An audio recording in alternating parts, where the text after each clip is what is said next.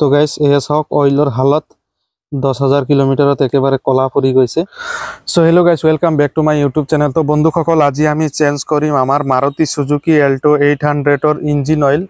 বহু সিম্পল ভাৱে এই ইঞ্জিন অইলটো চেঞ্জ কৰিব পাৰিম। ইঞ্জিন অইল চেঞ্জ কৰাৰ লগে লগে তাৰ লগত এটা অইল ফিল্টাৰো লাগে। সেই অইল ফিল্টাৰো লৈ আহিছো আৰু মই ইউজ কৰি আছো সাৰ্ভৰ ইঞ্জিন অইল।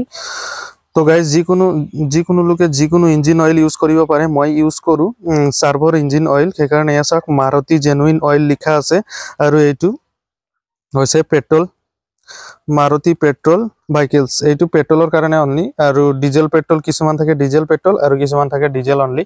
তো মই পেট্ৰলৰ গাড়ীত ইউজ কৰিম, সেইকাৰণে মই পেট্ৰলৰটো লৈ আহিছোঁ আৰু ইয়াৰ প্ৰাইচটো মই অৱশেষত কৈ দিম। যিকোনো কোম্পানীৰ যদি ইঞ্জিন অইল অনা হয় তাত চিল মৰা থাকে। ইয়াত মই সাৰ্ভো আনিছোঁ। সাৰ্ভৰ খপটো ঠিক এনেকুৱা থাকে, সাৰ্ভো লিখা থাকে অৰিজিনেল, আৰু ইয়াত সাৰ্ভৰ ব্ৰেণ্ড থাকে।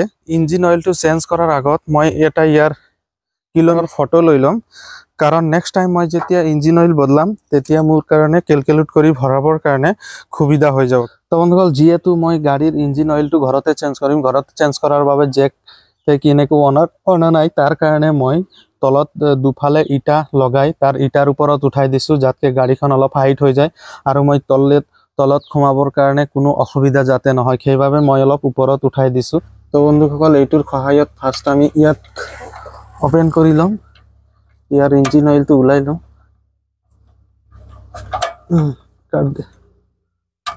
আমি ইঞ্জিন অইলটো খুলি লৈছোঁ। ইঞ্জিন অইলটো খুলি ইয়াৰ ভিতৰতে আমি ষ্ট'ৰ কৰিম। বটুৱা থাকি দেখাবি, দেখাছি দেখছেন নাই?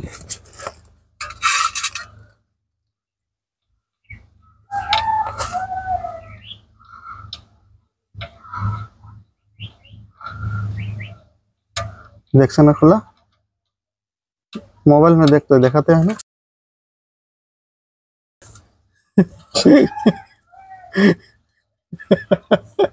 ইঞ্জিন অইলটো তাৰ ওচৰতে গুচি গৈছে, বহুত কলা হৈ গৈছে ইঞ্জিন অইলটো।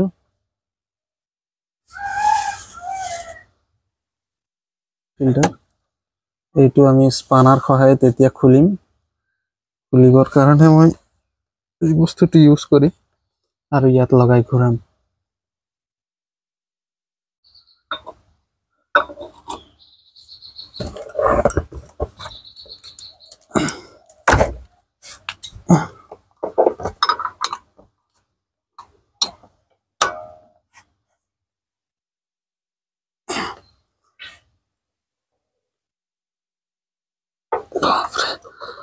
बहुत टाइट रे।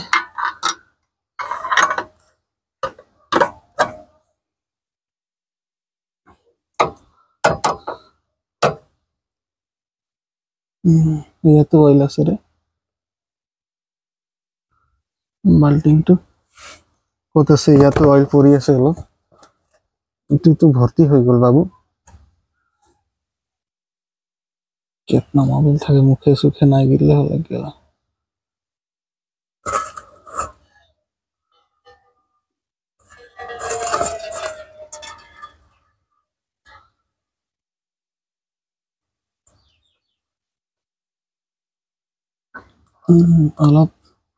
অলপ ইয়াত।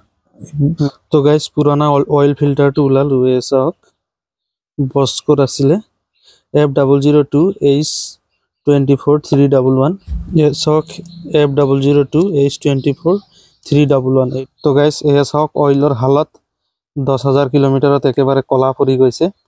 এতিয়া পুৰা চেঞ্জ কৰাৰ সময় এইটো হৈ গৈছিলে, আমি ঠিক সময়তে চেঞ্জ কৰিছোঁ। এয়া চাওক বগা অইল কলা হৈ গৈছে পুৰা, একেবাৰে ইয়াত ঢালি দিছোঁ। অইলটো কমা নাই, লিক চিক ক'তো নাছিলে, সেইকাৰণে কমা নাই, ঠিকেই হৈছে।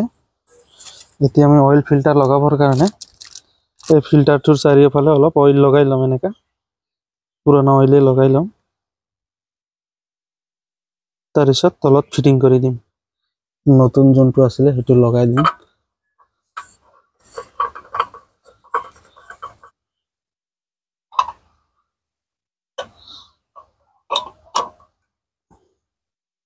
ইঞ্জিন অইলৰ টেংকিৰ নাটটো লগাই ল'লোঁ, প্লাছ লগতে অইল ফিল্টাৰটো লগাই ল'লোঁ। এতিয়া ওপৰৰ পৰা ইঞ্জিন অইল ঢালিম।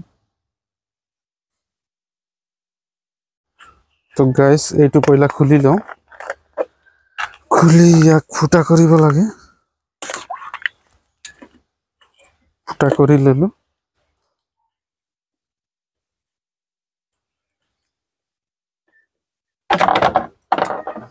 তাৰপিছত ইয়াত বাপৰে ইমান টাইট হৈ আছে নে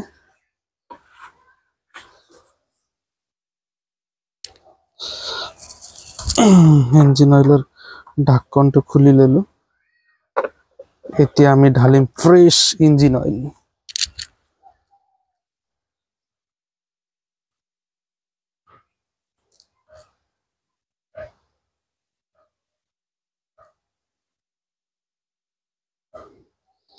তো গাইস এইটো ঢালি আছো বিন্দাস কালাৰটো এনেকা গৈ থৈ ৰঙালৈ পৰিৱৰ্তন হৈ যায় তো গাইস মই এই ইঞ্জিন অইল ঢালোতে চেনেলত যদি আপোনালোকে নতুন আহিছে চেনেলটো সাবস্ক্ৰাইব কৰি দিব আৰু ভিডিঅ'টো লাইক এখন মাৰি দিব আৰু ইয়াৰ প্ৰাইচ মই কম বুলি কৈছিলোঁ অন্তিম শেষত ইয়াৰ প্ৰাইচ পৰিছে অইল ফিল্টাৰ আৰু অইল মিলাই 1100 টকা কোনো সিটি এৰিয়াত ইয়াৰ প্ৰাইচটো কম বেছ নিশ্চয় হ'ব পাৰে তো আজিলৈকে ইমানেই আকৌ আহিম নতুন এটা ভিডিঅ' লৈ আজিলৈকে টাটা বাই বাই